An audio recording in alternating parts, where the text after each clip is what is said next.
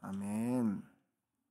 이 시간 함께 보실 하나님의 말씀은 누가복음 19장 1절에서 10절까지 말씀입니다. 누가복음 19장 1절에서 10절까지 말씀입니다. 예수께서 여리고로 들어가 지나가시더라. 삭개오라 이름하는 자가 있으니 세리장이요 또한 부자라.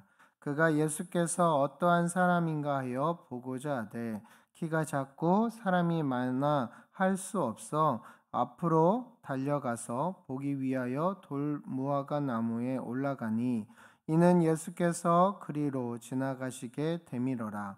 예수께서 그곳에 이르사 쳐다보시고 이르시되 삭개오야 속히 내려오라. 내가 오늘 네 집에 유하여야 하겠다 하시니 급히 내려와 즐거워하며 영접하거늘 뭇사람이 보고 수군거려 이르되 저가 죄인의 집에 유하러 들어갔도다 하더라.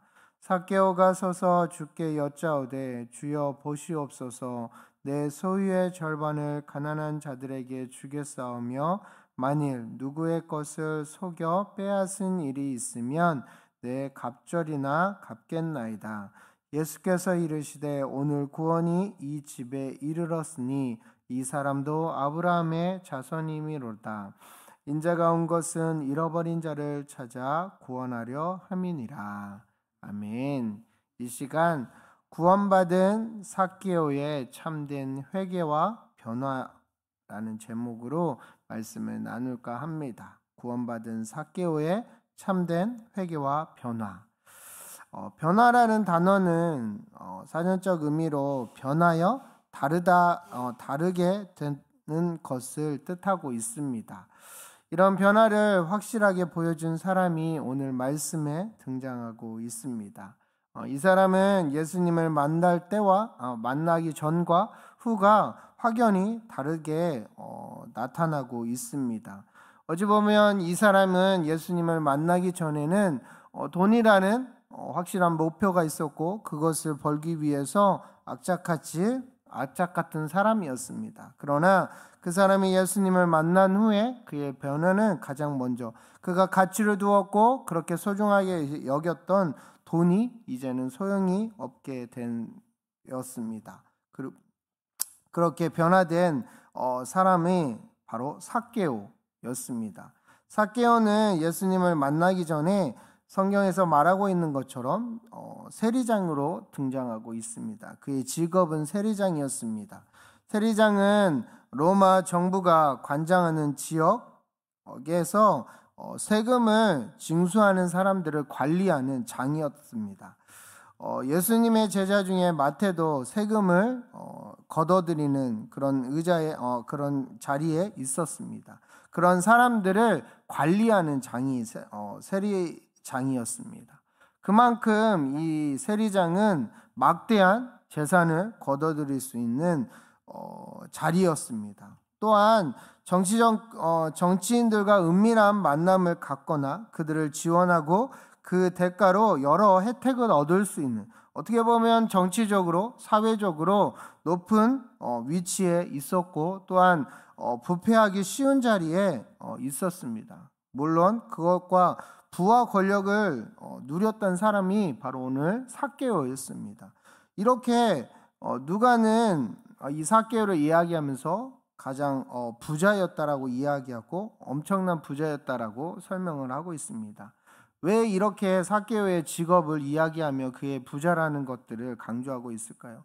어떻게 보면 삭개오가 예수님에 대해 관심을 굳이 가질 필요도 없을 만큼 그는 생활면으로 세상적으로 되게 높은 위치에 있었고 많은 것들을 가지고 있었으면 단 흠은 유대 자신들의 민족 사람들에게만 천대시 받는 별로 좋지 않는 인상을 가지게 되는 것 빼고는 그에게 하등의 문제가 없었습니다. 그랬던 이 세리장이었던 이 삭개오가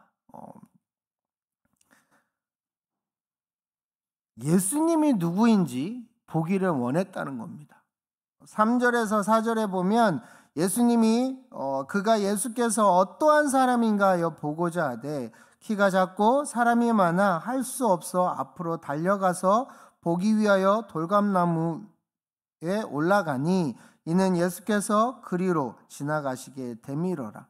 어떠한 이유에서인지 모르겠지만 이 삭개오, 부를 가졌고 어떻게 보면 세상적인 관점에서 높은 위치에 있었고 하등의 예수님의 관심을 두지 않아도 될 이 삭개오가 무슨 이유에서인지 갑자기 예수님의 보고 싶어 예수님이 누구인지 관심을 갖게 되었다는 겁니다. 변화의 시작은 관심으로부터 시작되었다는 것을 알 수 있습니다. 삭개오는 예수님이 어떠한 사람인지 알고 싶었습니다. 그런데 그에게는 그 예수님을 알고 싶어도 알 수 있는 그런 장애물이 그에게 있었습니다. 뭐였냐면 키가 작음으로 말미암아 예수님께 가까이 갈 수 없는 단점이 있었습니다. 그때 당시 예수님이 자신이 살고 있는 여리고에 온다는 소식을 듣고 예수님을 보기를 원했습니다. 그런데 많은 사람들이 예수님과 함께 있었기 때문에 이 키 작은 삭개오는 예수님의 얼굴을 차마 볼 수 없었습니다. 그래서 그가 선택한 것이 무엇입니까? 그가 이 자기가 가지고 있는 이 장애물, 예수님을 보고 싶어 했던 그 마음을 대변하는 그의 간절함을 표현해주고 있는 구절이 있습니다. 5절입니다. 3절 4절에 보면 그가 어떻게든 예수님을 보고 싶은데 자기의 장애물이 있자 그것을 뛰어넘어서 행동하는 것을 보게 됩니다. 뭐였냐면 예수님이 지나갈 자리에 먼저 가서 그 위치에 있는 뽕나무 위에 돌 무화과나무 위에 올라가는 거였습니다. 키 작은 사람이 아무리 나무를 올라간다는 게 쉬웠을까요? 쉽지 않았을 것입니다. 그럼에도 불구하고 삭개오는 예수님의 어떤 분인지를 너무 궁금해했습니다. 그 간절함을 그가 뽕나무에 올라가는 그런 어떻게 보면 쉽지 않은 선택을 하게 되는 단계가 이르게 되었던 거죠. 우여곡절 끝에 뽕나무 위에 돌감나무 위에 돌 무화과나무 위에 올라갔습니다. 그리고 지나가는 예수님을 보게 되었죠. 그는 그냥 먼 발치에서 지난 예수님이 누구인지를 보고 싶어 했습니다. 그런데 그에게 아주 놀라운 일이 생겼습니다. 5절에 보면 이런 일이 일어났습니다. 예수님께서 그곳에 이르사 쳐다보시고 이르시되 삭개오야 속히 내려오라. 내가 오늘 네 집에 유하여야 하겠다 하시니. 삭개오는 기대도 안 했을 것입니다. 그냥 예수님이 어떤 분이구나 그냥 보기만은 원했는데 예수님은 그것을 그냥 지나치지 않으셨다는 겁니다. 지나가는 길목에 자신이 걸어갈 그 길을 멈추고 고개를 들어서 삭개오를 올려다봤다는 겁니다. 그리고 그것으로 끝나는 것이 아니라 한 번 더 자신이 누구인지 가르쳐주지 않았던 자신의 이름도 모를 거라고 생각했던 이 삭개오의 이름을 부르시면서 너의 집에 오늘 내가 유하겠다 이야기한 거죠. 삭개오가 그 이야기를 들었을 때 얼마나 깜짝 놀랐을까요? 기대하지도 않았을 것입니다.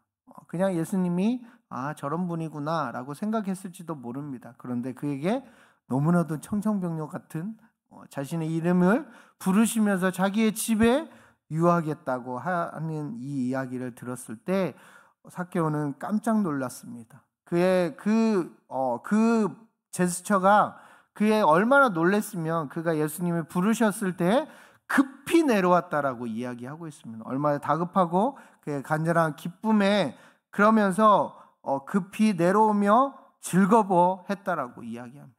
왜냐하면 그때 당시에 사회적으로 자기의 부는 있었지만 가장 핸디캡이 뭐였냐면 그때 당시 자기의 민족 유다 사람들에게는 천대시 받는 죄인의 취급을 받았기 때문입니다. 그런데 유대인이면서도 불구하고 자신을 이름을 불러주며 그 자신이 모두 다 손가락질하며 죄인이라고 이야기했던 사람들과 다르게 삭개오의 집에 유하겠다고 이야기하니 이 삭개오가 얼마나 기쁘고 행복했을까요? 그래서 즐겁게 내려왔던 것입니다. 원래 삭개오의 이름은 원어의 뜻으로 순결하다 의미였습니다. 그런데 삭개오는 그 이름에 맞는 삶을 제대로 살지 못했습니다. 악착같이 돈을 벌기 위해서 자신의 민족에게 위선을 떨고 착복하고 악독하게 비춰졌던 사람이었습니다. 그런데 그가 예수님을 만나고 어떻게 변합니까? 자신의 가장 크게 변했던 것은 그렇게 가치를 두었고 그렇게 소중하게 여겼던 그 재산의 절반을 뚝 떼어가지고 가난한 사람에게 베풀겠다고 이야기합니다. 그리고 그것으로 끝난 것이 아니라 앞으로 자기가 착복한 부정하게 걷어들이는 그 모든 것을 있다면 과감하게 4배나 갚겠습니다. 어떻게 보면 이 이야기는 삭개오가 예수님을 만난 후에 그의 변화된 모습을 이야기하고 있는 겁니다. 예수님, 제가 그동안에는 많은 사람들 앞에 착복하고 부정적인 방법으로 돈을 걷었습니다.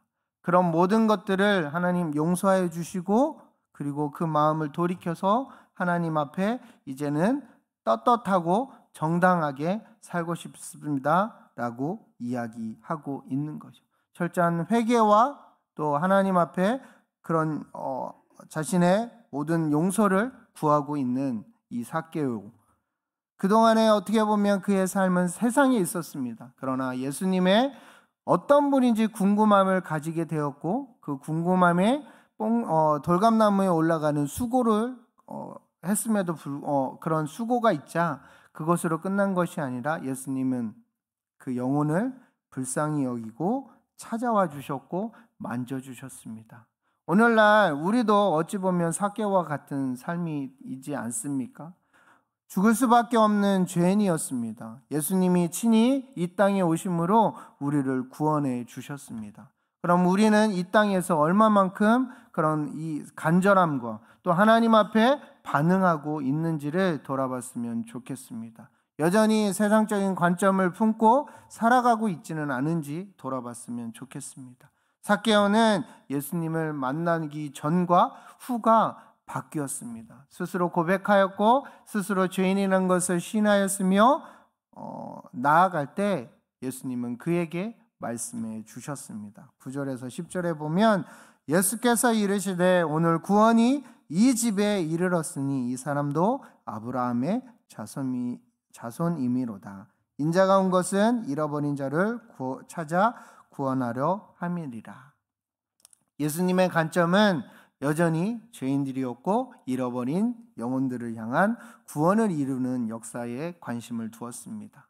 이 삭개오는 그 예수님의 관점에 들어가게 된 거죠. 사랑하는 성도 여러분, 우리도 그 관점을 품고 살아가는 저와 여러분이 되시기를 소망합니다. 말로만 하는 행하는 그런 모습이 아니라 진정으로 말과 행동을 통해 우리 안에 역사하시는 구원자 예수님을 드러내는 참된 삶을 살아가는 저와 여러분이 되시기를 소망합니다. 무엇보다 변화되어서 나를 통하여서 이루실 그 하나님의 놀라운 역사를 기대하고 그 역사에 동참하며 나아갈 때 삭개오가 변화된 것처럼 우리들도 진정한 변화를 기대하며 하나님 앞에 바로 서는 저와 여러분이 되기를 소망합니다. 이 시간 함께 기도했으면 좋겠습니다. 하나님, 여전히 변하지 않는 나의 모습이 있다면 주님 용서해 주시고 하나님 앞에 나의 철저한 하나님 모든 죄를 고백하며 하나님 용서해 주시고 새로운 마음으로 첫사랑을 회복하며 하나님 앞에 변화된 모습으로 살아가고 또한 그 변화된 모습을 통하여서 잃어버린 영혼들이 주님 앞에 돌아오는 참된 복음의 통로로 쓰임받게 해달라고 이 시간 간절하게 말씀을 기억하면서 통성으로 간절하게 기도하겠습니다. 사랑이 많으신 하나님 아버지, 우리의